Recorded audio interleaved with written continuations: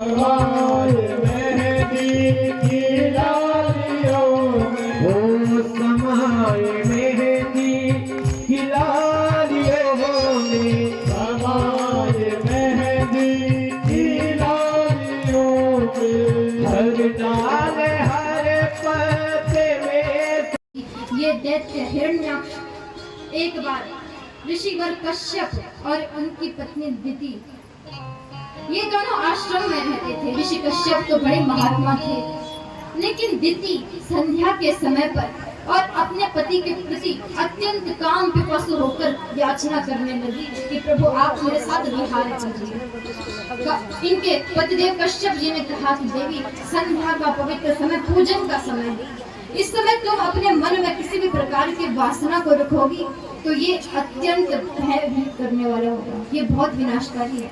लेकिन दिति नहीं मानी। कश्यप जी ने कहा, हे दिति, 4 कार्य संध्या के समय मत करना, कभी नहीं। भोजन संध्या के समय करेंगे तो रोग हो जाएंगे, और आज देखा जाए तो सब भोजन ज्यादातर समय के समय संध्या समय पर। संध्या समय तो बाजार में पकौड़ियों का और जलेबियों का समय है, उस समय तो स्ट्रीट फूड शुरू होता है। इसीलिए संध्या समय पर जो भी बाजार में खाने वाले लोग हैं, सुबह खाओ, शाम को बिल्कुल मत खाओ। खाना ही है तो खाओ, और शाम के समय नहीं खाना चाहिए। दूसरा काम बताया, निद्रा। शाम के समय सोना नहीं चाहिए। शाम के समय जो सोता है, संध्या काल में सोने वाले को रोग ग्रसित कर लेते हैं। संध्या काल में जो पढ़ता है उसके नेत्रों का छेद, जो नेत्र ज्योति घटती है उस समय, और ये समय पढ़ने का समय नहीं, ध्यान का समय है। इसलिए दिन में पढ़ो, शाम के समय जो पढ़ा है उसका ध्यान करो। क्या पढ़ा है ध्यान करो, योग करो, मेडिटेशन करो, जिससे आपकी स्मरण शक्ति बढ़ेगी। और संध्या के समय पर कभी भी भोग विलास से युक्त कार्य नहीं करने चाहिए। संध्या के समय कभी भी दान नहीं करना चाहिए, क्योंकि संध्या समय पर दान नहीं करना चाहिए, बल्कि जिसे दान दिया है उसकी पूजा करनी चाहिए। संध्या समय केवल और केवल पूजा के लिए आरक्षित समय है, भजन के लिए, भक्ति के लिए आरक्षित समय है। इस समय और कोई कार्य नहीं करना चाहिए। लेकिन दिति ने ये बात नहीं मानी। दिति को अच्छी नहीं लगी। दिति ने कश्यप जी का संग किया। कश्यप जी ने शाप दे दिया, दिति, मेरे संग से उत्पन्न तुम्हारी संतान बहुत तेजस्वी होगी, लेकिन ये अत्यंत दुर्बुद्धि होगी और संसार में देवताओं के शत्रु के रूप में जानी जाएगी। तब दिति ने संतान को जन्म दिया, और ये संतान ही हिरण्याक्ष।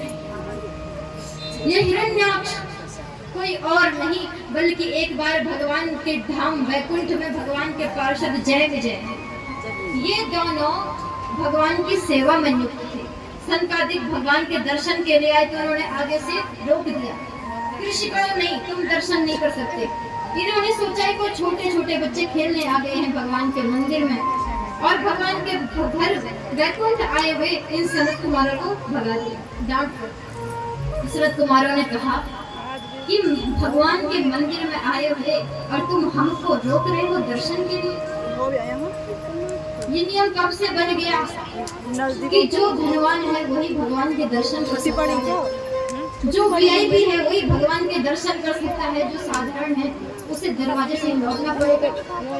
तुम लोग भगवान के घर में रहने लायक नहीं हो, तुम लोग भगवान के दर्शन पैसे दे करके कराते हो। इसीलिए तुम सब जाओ, धरती पर जन्म लो और असुर की योनि तुमको प्राप्त हो। जब ऐसा कह दिया तो दोनों पार्षद चरणों में गिर पड़े। भगवान ने कहा, सनत कुमार, जो कुछ हुआ है मेरे कारण हुआ, इसीलिए मैं आपसे क्षमा मांगता हूँ। ये जो मेरे पार्षद हैं 3 बार धरती पर असुर बनकर आएंगे, लेकिन इनके उद्धार के लिए मैं 4 बार आऊंगा, 4 बार इनका उद्धार करूंगा। सनत कुमारों ने कहा कि प्रभु, हमने भी क्रोध करके गलती की है, इसीलिए हम भी एक जन्म लेंगे जिसमें हम भी इनके उद्धार का कारण बनेंगे। और अब आगे आप सुनेंगे कि इन दोनों ने कौन कौन से जन्म लिए, भगवान ने उद्धार कैसे कैसे किया। तो यही दैत्य हिरण्याक्ष धरती को लेकर रसातल में चला गया था। इसने सारे संसार के समस्त दिशाओं में विजय प्राप्त कर दी। नारद जी को मिला, नारद जी से कहने लगा, अरे महाराज, सिर्फ वीणा बजाना आता है कि लड़ाई करना भी जानते हो? मेरे हाथ में बहुत खुजली हो रही है महाराज, थोड़ा सा आओ लड़ाई करते हैं, युद्ध करते हैं। नारद जी ने कहा भाई हमको लड़ना तो नहीं आता पर लड़ाना बहुत अच्छे से आता है, किससे लड़ना है तुम्हें? इन्होंने कहा अरे देवर्षि आप मुझे अच्छे लगते क्योंकि आप दैत्यों के पक्ष में भी होते हैं और देवताओं की भी बात करते हैं, आप बिल्कुल निस्वार्थ हैं। आप बताइए सबसे अच्छा मेरी टक्कर का कौन है आज, सबसे अच्छा योद्धा? नारद जी ने कहा अभी तो एक ही है, अभी एक ही है और धरती का उद्धार करके जा रहा है, जाओ जाओ उससे लड़ लो, रास्ते में मिल जाएगा। और हिरण्यकश्यप और हिरण्याक्ष गदा लेकर के हाथ में और पहुंच गया। देखा कि बड़े विशाल पर्वताकार वराह भगवान धरती को नथनों पर धारण करके आकाश में स्थापित करने जा रहे हैं। ये गया जोर से भगवान पर इसने प्रहार किया और भगवान इसे देखकर बड़े क्रोध में आ गए। भगवान ने भी इस पर जोरदार प्रहार किया, धरती पर गिर पड़ा और फिर खड़ा होकर भगवान से युद्ध करने लगा। इसका और भगवान का बड़ा भयंकर युद्ध चला और भगवान ने और इसने एक दूसरे को बहुत अपशब्द भी कहे। भागवत में इसकी चर्चा है। ये भगवान को कहता है अरे जंगली जानवर, ये धरती लेकर कहाँ जा रहा है? इस धरती को मैंने रसातल में डाल दिया। भगवान ने कहा तुमने हमको कहा सही कहा जंगली जानवर, लेकिन हम जैसे जंगली पशु, हम जैसे सिंह, तुम जैसे ग्राम सिंहों को मारने के लिए ही इधर उधर खोज में भटकते रहते हैं। अब ये ग्राम सिंह कहते हैं कुत्तों को, भगवान इसे संकेतों में क्या कह रहे हैं? भगवान इसे तर्कों में और अपशब्द भी कह रहे हैं। इसका भगवान का बड़ा जबरदस्त युद्ध हुआ। भगवान जानते हैं मेरा ही भक्त है, लेकिन इसका उद्धार करना है। भगवान ने जोरदार प्रहार किया और हिरण्याक्ष का संहार कर दिया। भगवान ने धरती की अंतरिक्ष में स्थापना की और भगवान अंतर ध्यान हो गए। बोलिए भक्तवत्सल भगवान की जय। अब भगवान ने जब धरती को स्थापित कर दिया तो मनु और शत्रुपा धरती पर आए, धरती पर रहने लगे। समय आने पर मनु और शत्रुपा की संतान हुई, 5 संतानें हुई और धरती पर आने वाली पहली कन्या थी आकुति, दूसरी देवहूति, तीसरी प्रसूति, फिर प्रियव्रत और उत्तानपाद। इस सृष्टि में सदैव से कन्याओं की संख्या सबसे अधिक थी। जब धरती पर मनु महाराज की संतान हुई स्वयंभू मनु की, तो 3 पुत्रियां हुई और 2 पुत्र हुए। और मनु महाराज अपनी पुत्रियों से बहुत प्रेम करते हैं, बहुत प्रेम करते हैं। आकुति का विवाह किया रुचि प्रजापति के साथ। इनके घर में पुत्र रूप में आ गए साक्षात भगवान यज्ञ। बोलिए यज्ञ भगवान की। यज्ञ भगवान का विवाह हुआ देवी दक्षिणा के साथ में और इनके 12 पुत्र हुए। ये स्वरोचिष मनवंतर में देवता हुए, तुषित आदि देवता। इसके बाद दूसरी पुत्री देवहूति का विवाह ढूंढने लगे और देवहूति के विवाह के लिए भगवान ने आज्ञा दी कि सरस्वती नदी के तट पर करदम जी तपस्या कर रहे हैं, उनके पास जाओ। और करदम नाम के प्रजापति सरस्वती के तट पर तपस्या में लीन, तपस्या में घोर डूबे हुए हैं। सामने भगवान प्रकट हो गए, दर्शन दिए। हे करदम नेत्र खोलो। अब करदम जी और देवहूति माता की कहानी बड़ी सुंदर है, बहुत सुंदर। करदम जी देवहूति माता का विवाह कैसे हुआ?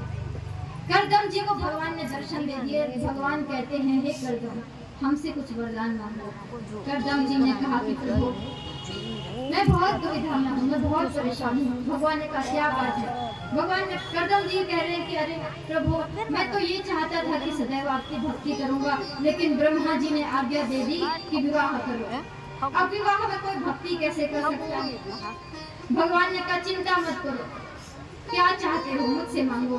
करदम जी ने कहा ऐसी पत्नी चाहता हूँ जो मुझे भोग की ओर नहीं बल्कि योग का मार्ग प्रशस्त करे, योग में लगाए, जो मुझे भगवान के दर्शन करा दे, जिस पत्नी को पाकर के मैं धन्य हो जाऊं, जो मुझे सदैव भगवान की कथाओं की ओर जाने के लिए संकेत करे, जो मुझे सदैव यही कहे कि मुझे अपने साथ भगवान के धाम ले जाओ, जो मुझे सदैव यही कहे कि चलो भगवान की सेवा करते हैं, संतों की सेवा करते हैं। मुझे ऐसी सेवा परायण पत्नी चाहिए जो भगवान की भक्ति करती है।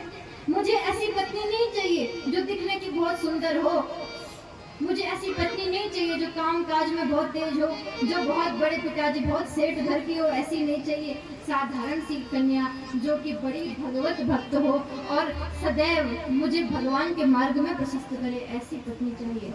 भगवान के नेत्रों में आंसू आ गए। भगवान ने कहा, कर दो, इतनी कठोर तपस्या करके तुमने मुझसे यही मांगा, तुमको ऐसी पत्नी चाहिए जो तुम्हें मेरी ओर लेके आए। चिंता मत करो, तुम्हें ऐसी पत्नी मिलेगी। तुम्हारे आने के साथ ही तुम्हारी पत्नी का भी हमने चुनाव कर दिया। तुम्हारी पत्नी और कोई नहीं, मनु महाराज की पुत्री देवहूति तुम्हारे योग्य है। परसों मनु महाराज तुम्हारे आश्रम में उसे लेकर आएंगे और तुम्हारे पुत्र के रूप में साक्षात मैं आऊंगा, क्योंकि जो तुम्हारे जैसे परम भक्त होते हैं उनकी संतान के रूप में साक्षात नहीं आता है। भगवान अंतर ध्यान हो गए। जाते जाते भगवान के नेत्रों से आंसू गिरे और वो आंसू गिरे धरती पर। बिंदु सरोवर नाम से सरोवर निर्माण हो गया। बोलिए बिंदु सरोवर की। ये बिंदु सरोवर कदाचित आज राजस्थान और गुजरात की सीमा पर स्थित। यहाँ पर आश्रम में करदम जी विराजमान। भगवान ने जैसा कहा था वैसे ही हुआ। अपनी पुत्री को लेकर मनु महाराज आए, देवहूति का हाथ लेकर के और करदम जी के आश्रम में प्रविष्ट हुए। करदम जी ने देवहूति माता के लिए, करदम जी ने और इनके पिताजी मनु और शत्रुपा जी के लिए आसन बिछाया। पर देवहूति के संस्कार देखिए। देवहूति ने देखा कि जिनको मेरा पति बनना है उनके पास मेरे पिताजी मुझे लेकर आए और इन्होंने मेरे लिए आसन बिछा दिया। अब अगर ये आसन बिछाए, इनकी बिछाए हुए आसन पर मैं बैठ जाऊं तो ये अच्छी बात नहीं होगी, और अगर मैं ना बैठूं इनके दिए आसन पर तो ये भी इनका अपमान होगा। तो धर्म क्या कहता है? देवहूति माता ने बड़ा सुंदर सा कार्य किया और भागवत तो उसकी चर्चा कर रही है। व्यास जी को इतनी सुंदर लगी ये घटना। देवहूति माता ने उस आसन को प्रणाम कर लिया और धरती पर बैठ गई। इनके पिताजी ने इनका हाथ सौंप दिया करदम जी के हाथ में। हे मुनि महाराज, मेरी पुत्री राजकुमारी के रूप में रही, भगवान की आज्ञा आपको समर्पित कर दूं। आज से मेरी पुत्री आपकी। और करदम जी को सौंप करके अपनी पुत्री को कठोर हृदय से बड़े भाव के साथ विदा कर दिया। मनु महाराज चल। इधर देवहूति माता करदम जी के सम्मुख आई और करदम जी अभी अभी विवाह हुआ और करदम जी चले गए समाधि में। देवहूति माता से बात भी नहीं की और देवहूति माता अपने परम तपस्वी पति को देखकर धन्य हो गई। देवहूति माता नित्य निरंतर भगवान की सेवा करने लगी। भगवान के साथ साथ करदम जी का ध्यान कर दिया। करदम जी तो चले गए हजारों वर्षों की समाधि में। करदम जी ने आंखें नहीं खोली और देवहूति माता जहाँ पर करदम जी बैठ गए वहाँ पर सदैव छत्र किए हुए खड़ी रहती थी। उनकी सेवा में सदैव तत्पर रहती थी। जब उनके शरीर पर वर्षा होती तो स्वयं ऊपर छत्र लेकर खड़ी रहती। जब धूप होती तो छाया करती। मुनि महाराज ऐसी समाधि में है कि पानी पीने के लिए मुख में पानी डालकर उन्हें बुलाती। देवहूति माता श्लोक लिखा हुआ नहीं। उसके बाद ऋषि की समाधि खुली। तब ऋषि ने आँख खोलते देखा सामने एक छोटी उम्र में इतनी बड़ी ज्ञान प्राप्त कौन से नॉर्मल। ऋषि ने कहा भगवान एक आप चाची वहाँ पे बैठती है, मेरे को अपना तब देवहूति ने कहा कि प्रभु आज से 10,000 वर्ष पूर्व मेरे पिताजी मनु महाराज मुझे आपको सौंप कर गए थे। मैं आपकी वही चरण दासी देवहूति हूँ। मानो तो सब चीज भाई करदम जी का हृदय टूट गया। तुमने मेरे लिए इतना कष्ट सहा, मेरे जैसे जोगी ने तुम्हें दिया ही क्या। हे देवी, किंतु तुम धन्य हो, अब तुम्हें कभी मेरे कारण कोई कष्ट नहीं होगा। तब तो करदम जी ने तपोबल से दिव्य सिद्ध सरोवर में, बिंदु सरोवर में स्नान करने की आज्ञा दी। जाओ देवहूति, इसमें स्नान करो।